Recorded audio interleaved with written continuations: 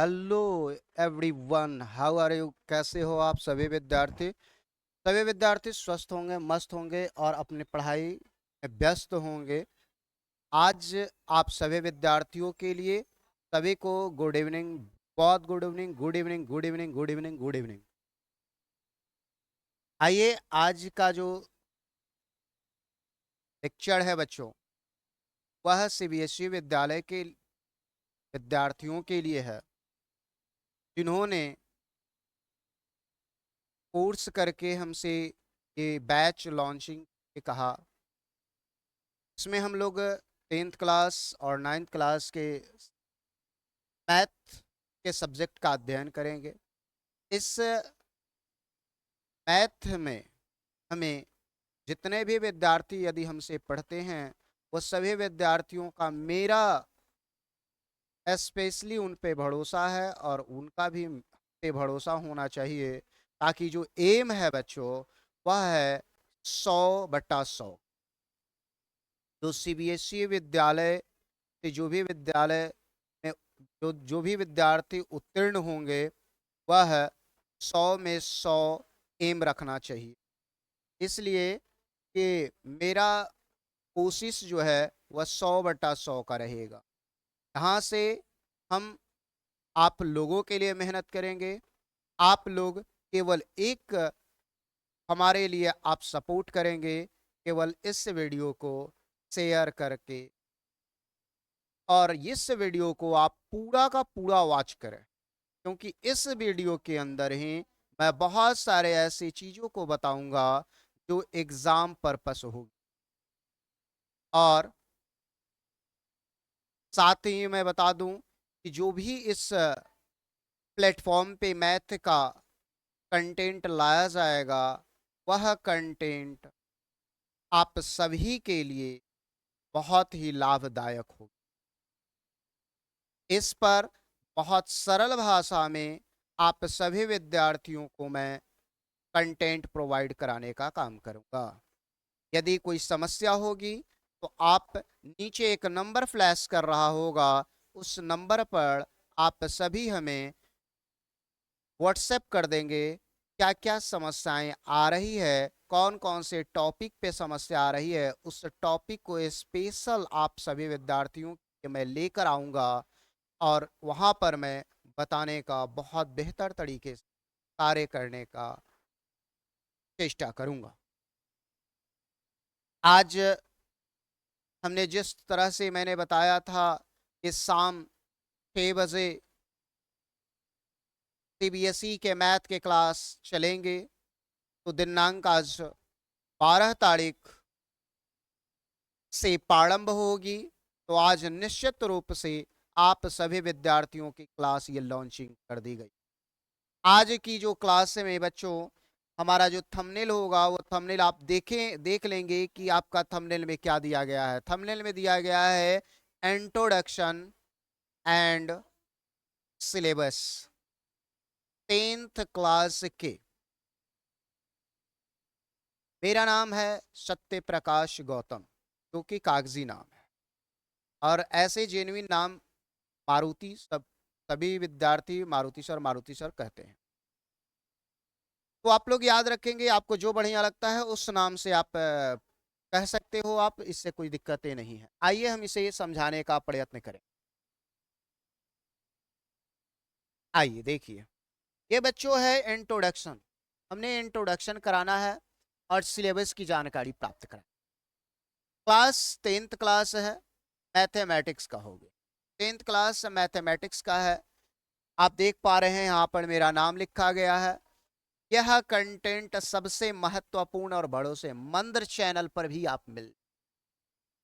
आइए, ये है हमारा कोर्स स्ट्रक्चर क्लास 10th। ये हमारा कोर्स स्ट्रक्चर क्लास 10th। आप जैसा कि ये प्यारा सा यूट्यूब चैनल जिसका नाम है SK मोहिनी यूट्यूब चैनल, ये बहुत सा प्यारा सा नाम है, आपके लाड़ प्यार की जरूरत है, इसे आप देखें, वॉच करें, पूरा का पूरा वीडियो वॉच करना है बच्चों। इसमें इसमें बच्चों 7 यूनिट में डिवाइड किया गया है। कितने यूनिट में? 7 यूनिट में। मैथ के सिलेबस को 7 भागों में विभाजित करने का काम किया गया है, यानी 7 इकाइयों में बांटा गया है, 7 यूनिट में बांटा गया है सीबीएसई के दृष्टिकोण से। सीबीएसई जो आप लोगों की सिलेबस लाती है वो 7 यूनिट में मैथ के कंटेंट को बांट दिया, मैथ के चैप्टर को 7 भागों में 7 यूनिट में रखा है। क्या यह बात क्लियर हो गई? क्या यहां तक आप सभी विद्यार्थियों को समझ में आ गया मेरी बात? आगे चलते, आगे चलते। पहला जो है बच्चों वह नंबर सिस्टम है। नंबर सिस्टम, इसी के अंतर्गत बच्चों पढ़ेंगे हम लोग नंबर के बारे में, नंबर्स के बारे में। इसी आप नंबर्स के बारे में अध्ययन। नंबर्स क्या होते हैं ये आप सभी विद्यार्थी बहुत छोटे से बचपन से ही नंबर के बारे में आप जानते हैं। तो नंबर जानने से पहले आपने क्या जाना? डिजिट। क्या जाना? डिजिट। क्या जाने? डिजिट। तो डिजिट जो होता है बच्चों वो 10 होता है। वहां से हम लोग शुभारंभ करेंगे, क्लास की शुभारंभ हम डिजिट से करने वाले हैं, और वहां से हम लोग जो शुरुआत करेंगे वह हमारा चलेगा बहुत विधिवत रूप में, बड़े बड़े पैमाने। क्या यह बात क्लियर है? क्या यह बात क्लियर है? चलिए चलिए, दूसरा है बच्चों अलजबड़ा का पार्ट। अलजबड़ा है दूसरा। क्या है? अलजबड़ा है। पहले हम यूनिट से भेंट कराते हैं, मिलवाते हैं, दोस्ती कराते हैं, और उसके बाद हम लोग आगे चलेंगे मार्क्स की ओर। ठीक है, चलिए सबसे पहले देखिए अलजबड़ा मिलेगा यूनिट। अब समस्या यह है कि अलजबड़ा में कौन कौन से पार्ट्स आते हैं उस पर भी ध्यान देना। कोऑर्डिनेट ज्योमेट्री आप 9th क्लास में बच्चों पढ़े हो, यहां भी पढ़ने को मिले। कोऑर्डिनेट ज्योमेट्री बहुत महत्वपूर्ण। ज्योमेट्री ये भी बहुत महत्वपूर्ण है। ज्योमेट्री बहुत आसान है, 10th क्लास के बहुत आसान है। एक आपको चैप्टर मिलेगा जो सिमिलरिटी के लिए पढ़ाया जाएगा, वो बहुत आसान चैप्टर है, आपको टेंशन लेने की जरूरत नहीं है। हम है ना, हम है, आपको कोई दिक्कत नहीं होगी। एक सबसे नए जो चैप्टर आपको मिलने वाला है वह ट्रिग्नोमेट्री है, यहां से प्रारंभ होगी। 11th क्लास में विधिवत रूपों में पढ़ना है। 12th क्लास में इसमें एक चैप्टर आपको मिलेगा जिसका नाम होगा आईटीएफ, वहां पर आपको मिलेगा इनवर्स ट्रिग्नोमेट्रिकली फंक्शन। बाकी आपको विधिवत रूप में 11th क्लास में मिलने वाले हैं बच्चों। तो आप समस्या नहीं होगी आपको, मैं ये सिखाऊंगा, ये मेरी गारंटी हो, ये मेरी गारंटी है। आपको किसी प्रकार की समस्या नहीं होने देंगे, ये मेरी गारंटी है। मेंसुरेशन, मेंसुरेशन, मेंसुरेशन में आप क्या पढ़ोगे बच्चों? एरिया, वॉल्यूम, पेरीमीटर, और इसके अंतर्गत क्या क्या आ सकता है? वो आ सकते हैं, इसमें सिलेंडर हो सकता है, कोण हो सकता है, सर्कल हो सकता है, जो आप देखेंगे स्फीयर, क्यूबोइड, क्यूब, एक्सेट्रा। ठीक है, इस चीजों को आप ध्यान में रखें। Statics and probability, statics and probability, statics and probability, statics and probability. आप जानते हैं कि स्टैटिक्स जो है बच्चों वो 9th क्लास में भी स्टैटिक्स है, mean median mode, mean median mode. आप 9th क्लास में आप पढ़ोगे बच्चों, 9th क्लास में भी अध्ययन करोगे। तो 9th क्लास में यह अध्ययन करके आपने 10वां क्लास में आया है, तो हो सकता है 9th क्लास में आपने बहुत कम पढ़ा होगा, हो सकता है कि 9th क्लास में बच्चे को कम समझ में आया होगा। फिक्र नहीं करना है, हम है, ये सभी चीजें समझाने की गारंटी मेरी होगी, समझाना मेरा दायित्व है, मैं समझाऊंगा, आपको किसी प्रकार की दिक्कत नहीं होने। अगला है कि बात ऐसा है कि हम लोग जब अध्ययन करेंगे तो हमें क्या क्या आवश्यकता होगी, वो सभी चीजों पे हम चर्चा करेंगे, चर्चा करेंगे, सब चीजें बताएंगे। तांबे रहो। ये प्रोबेबिलिटी है। ये प्रोबेबिलिटी अब पहले के अगर मैं बात करूं, ये 9th क्लास में प्रोबेबिलिटी था, लेकिन अभी प्रोबेबिलिटी को वहां से सीबीएसई यानी एनसीईआरटी बुक ने हटा दिया है। तो 10वीं क्लास में प्रोबेबिलिटी आ जाती है, इसलिए प्रोबेबिलिटी बहुत आसान चैप्टर है बच्चों, कोई दिक्कत नहीं। अब आते हैं मार्क्स पे। अब आते हैं मार्क्स पे। नंबर सिस्टम से कितने मार्क्स का बच्चों? 6 मार्क्स का। अलजबड़ा कितने मार्क्स का? 20 मार्क्स। अलजबड़ा कितने मार्क्स का? 20 मार्क्स का। अलजबड़ा कितने मार्क्स का है? 20 मार्क्स। याद रखो, एकदम नोट कर लेना, क्योंकि एक एक यूनिट से हमें नंबर बटोरना है। ये आपको यूनिट नंबर जो है वो हमें बटोरना है। 6 number, 6 number coordinate geometry, 15 number, 15 number geometry, 12 number trigonometry, 12 number trigonometry, 10 number, 10 number, 10 number mensuration, 10 number mensuration, और 11 मार्क्स का प्रोबेबिलिटी और स्टैटिक्स। प्रोबेबिलिटी और स्टैटिक्स। क्या यहां तक क्लियर है? उम्मीद करते हैं आप सभी विद्यार्थियों को यहां तक क्लियर हो गया होगा। आइए अब नेक्स्ट चलते हैं बच्चों, नेक्स्ट चलते। बात है यहां पे समझना, बात यहां से समझना बच्चों कि ये क्या है। देखिए, ये रियल नंबर है, यही नंबर सिस्टम है। ये 6 मार्क्स का आपका दिया गया है। Polynomial chapter number 2, chapter number 3, chapter number 4, chapter number 5, ये जो आएगा वो आ जाएगा अलजबड़ा के अंदर, वो आ जाएगा बच्चों अलजबड़ा के अंदर। अब बात करें सर अलजबड़ा कितना था? 20 मार्क्स का। ये है बच्चों, आपको समझना है, ये 2, 3, 4, 5, ये 4 ऐसे चैप्टर है जिसे पढ़ने से आपको 20 मार्क्स मिल जाएंगे, 20 मार्क्स मिल जाएंगे। क्या बात बोल रहे? अब आते हैं, अब आते हैं ट्रायंगल, यानी ज्योमेट्री का ये हिस्सा है, ज्योमेट्री का ये हिस्सा है, ज्योमेट्री का ये हिस्सा। ज्योमेट्री का 2 हिस्सा है, यानी 6 और 10 जो है वह ज्योमेट्री का हिस्सा। अब कोऑर्डिनेट ज्योमेट्री एक अलग हिस्सा है, ये आपको नया मिलेगा, ये आपको नया मिलेगा। जरा समझिए, ये कोऑर्डिनेट ज्योमेट्री है। क्या बच्चों? कोऑर्डिनेट ज्योमेट्री, जो 6 मार्क्स का पूछेगा। Introduction of trigonometry, introduction of trigonometry और सम एप्लीकेशन ऑफ ट्रिग्नोमेट्री, यानी इसमें अगर बात करें तो 8 नंबर चैप्टर और 9 नंबर चैप्टर, 8 नंबर और 9 नंबर चैप्टर से हमें क्या मिलने वाला है? 12 मार्क्स। 12 मार्क्स का हमें क्वेश्चन मिलने वाला है। Area related to circle, surface area and volumes, ये बच्चों आता है, ये आता है बच्चों मेंसुरेशन के अंतर्गत। मेंसुरेशन हमारा 10 मार्क्स का है। मेंसुरेशन के अंतर्गत ये 2 चैप्टर आते हैं।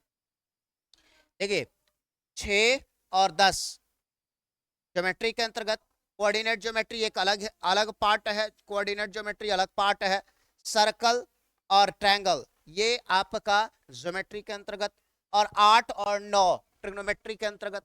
8 और 9 ट्रिग्नोमेट्री के अंतर्गत। क्या यह बात clear? Area related to circle और surface area and volume, area related to circle और सरफेस एरिया एंड वॉल्यूम, ये 2 ऐसे चैप्टर हैं बच्चों तो मेंसुरेशन के अंतर्गत पूछा जाता है, तो मेंसुरेशन के अंतर्गत पूछा जाता है। और ये जो बच्चों आप देख पा रहे हैं, यह है statics and probability. Statics and probability 11 marks का पूछा जाएगा। Statics and probability, statics and probability 11 marks का। ये जो टोटल बच्चों हो गया, टोटल मार्क्स हमारे 80 मार्क्स के। 20 मार्क्स इंटरनल मिलेगा। इंटरनल का मतलब है बच्चों, ये हमारे पास बोर्ड देगी, बोर्ड नहीं देगा, ये हमारा जो देगा वह यानी विद्यालय देगा।